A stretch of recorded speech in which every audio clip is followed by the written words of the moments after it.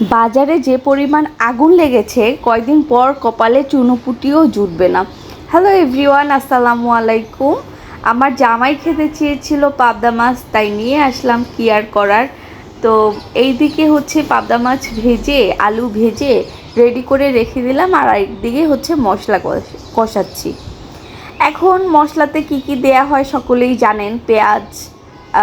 পেঁয়াজ কুচি, পেঁয়াজ বাটা, সামান্য আদা রসুনের পেস্ট এবং হলুদ মরিচের গুঁড়ি, স্বাদমতো লবণ দিয়ে নেড়ে চেড়ে মিশিয়ে নিতে হবে, একটু পানি দিয়ে কষিয়ে নিতে হবে।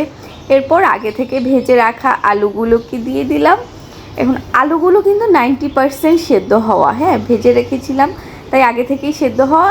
এজন্য আর হচ্ছে কালক্ষেপণ না করে ঢেলে দিলাম এক বদনা পানি দেওয়ার পরে সুন্দর করে নেড়ে চেড়ে মিশিয়ে নিচ্ছি।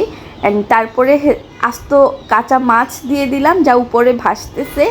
তো যাই হোক, ওরা সাঁতার কাটার পরে ওদেরকে একটু জিরা ছিটিয়ে দিলাম।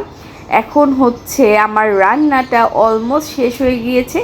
জামাইয়ের পাতে আমি এরকমের আস্ত মাছ দেব যে অলমোস্ট ভাতের মধ্যেও সাঁতার কাটবে। আজকে এরপর